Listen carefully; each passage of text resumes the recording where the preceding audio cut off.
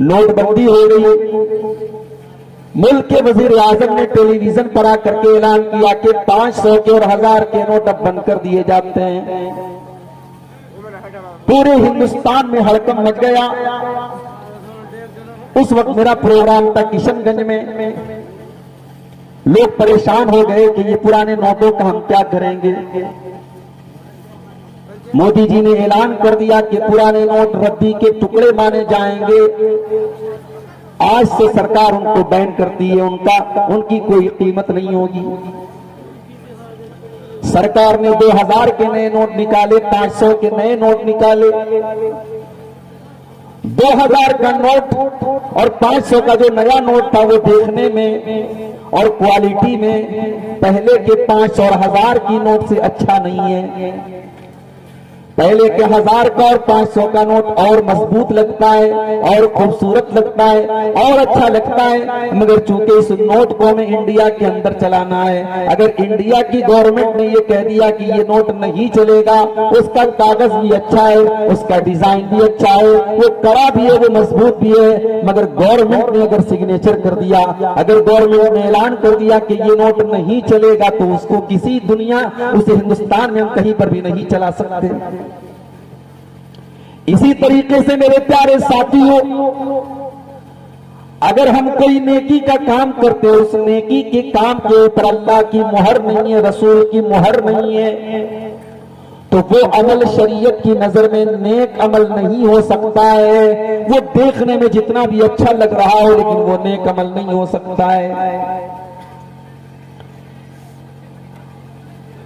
आप गौर कीजिए, रबीउल अव्वल का महीना आता है, 12 रबीउल अव्वल की तारीख आती है। हिंदुस्तान के बहुत सारे शहरों में जुलूस निकाला जाता है, बड़े बड़े डीजे के साउंड बजते हैं और नौजवान टोपी लगा लगा करके अल्लाह के नबी की तारीफ में नाते पढ़ रहा है। लड़के लड़कियां सज सवर करके निकल रहे हैं, गुंबदे खजरा की छवि बनाई जा रही है, घरों को सजाया जा रहा है। ये सारी चीजें नेक अमल समझ करके, सवाब का काम समझ करके इसको किया जा रहा है, मगर चूंकि इस अमल के ऊपर अल्लाह की मोहर नहीं है, रसूल की मोहर नहीं है, ये अमल अल्लाह से साबित नहीं है, रसूल से साबित नहीं है, इसलिए दुनिया की नजर में जितना भी अच्छा अमल हो जाए, इस्लाम की नजर में ये नेक अमल नहीं है, बल्कि इसको बिदात कहा जाएगा। और अल्लाह के नबी अपने हर खुतबे में कहा करते थे, वह शर्रुल उमूरी मुहदसातुहा, सबसे बुरा काम वो है जो दीन के अंदर नया निकाला जाए।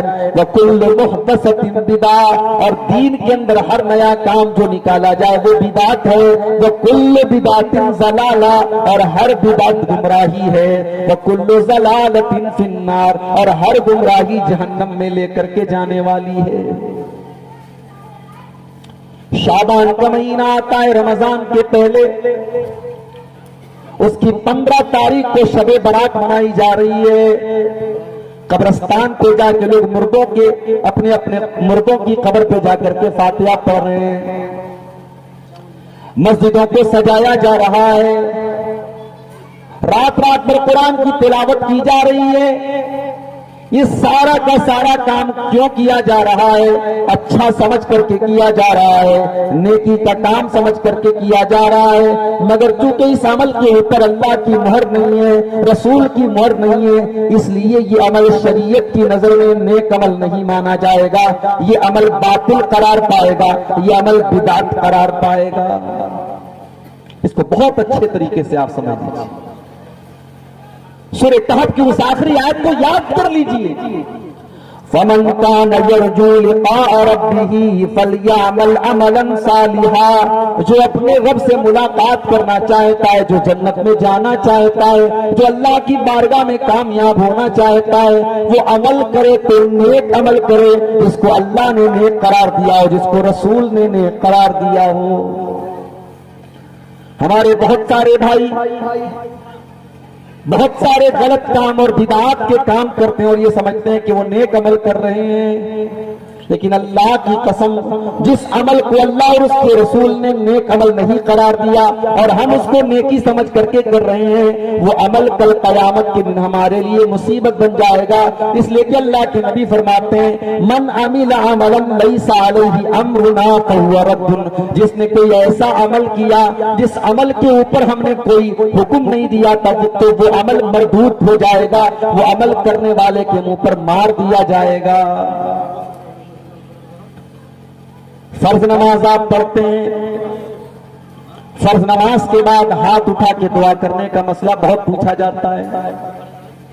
बंगाल में आज भी बहुत सारी अहले हदीस मस्जिदों में इमाम साहब हाथ उठा के दुआ कर रहे हैं, पीछे मुक्तदी भी हाथ उठा के दुआ कर रहे हैं। मेरे प्यारे साथियों, अल्लाह के नबी की नमाज का पूरा तरीका हमको हदीसों के अंदर मिलता है। आप कहां पर हाथ बांधते थे ये भी हदीसों के अंदर जिक्र किया गया है।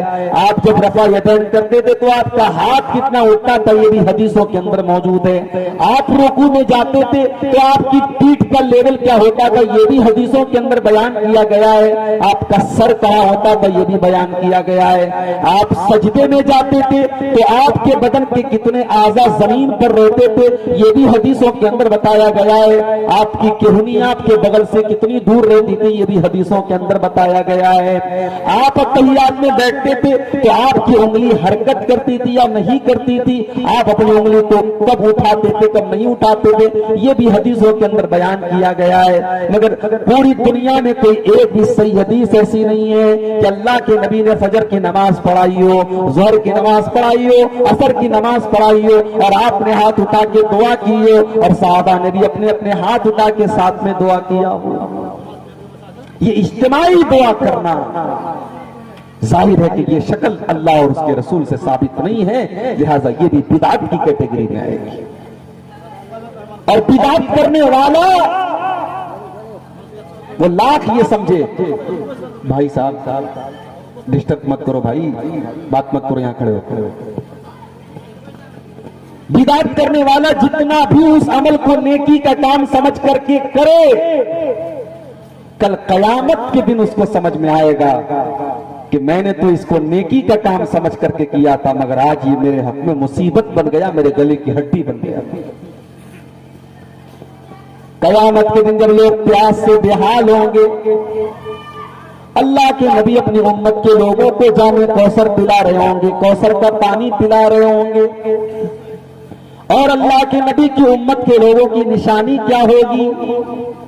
गौर से सुन लो अररिया वालों, भट्टाबाड़ी वालों, अल्लाह के नबी की उम्मत की निशानी ये नहीं होगी कि वो लुंगी पहनने वाले होंगे, वो टोपी लगाने वाले होंगे।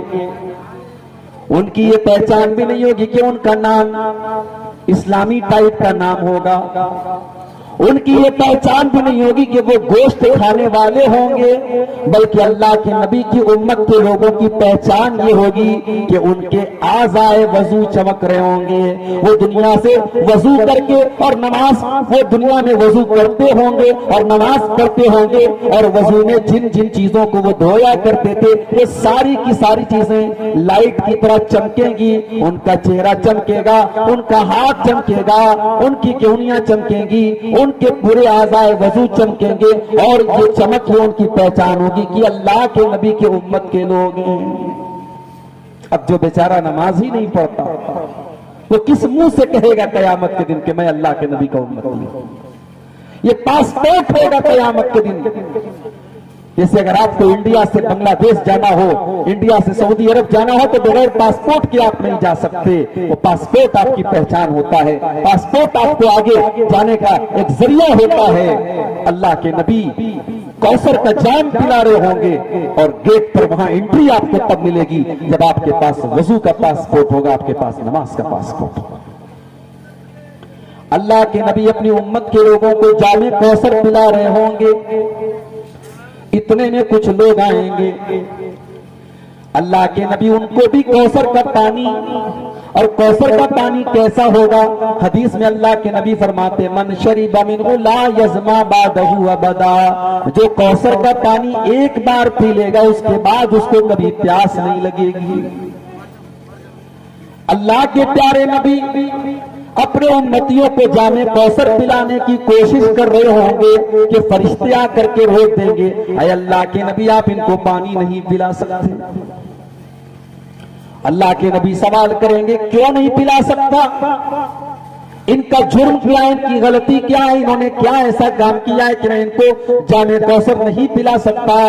फरिश्ते जवाब देंगे इन्नका ला तदरी मा अहदसू बादक, अय अल्लाह के नबी आप नहीं जानते इन्होंने आपके बाद दीन के अंदर कौन कौन से नए नए काम किए।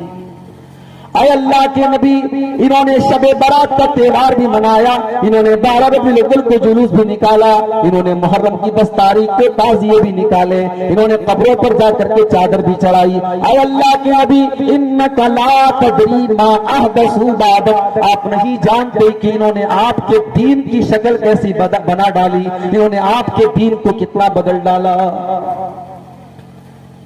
जैसे ही अल्लाह के नबी को पता चलेगा ये बिदअती लोग हैं, जैसे ही आपको पता चलेगा कि ये वो लोग हैं जिन्होंने आपके दीन को बदल डाला, बुखारी और मुस्लिम के अल्फाज हैं, अल्लाह के नबी बड़े गुस्से से कहेंगे सुहकन सुहकन लिमन गय्यर बादी, ऐ फरिश्तों इनको घसीट करके मेरी आंखों से दूर लेके चले जाओ, इनको जहन्नम में लेकर के चले जाओ। इन्होंने मेरे दीन को बदल डाला, इन्होंने मेरी शरीयत को बदल डाला, इन्होंने बिदात और खुराफात के काम किए हैं, इनको मेरी आंखों से दूर लेके चले जाओ।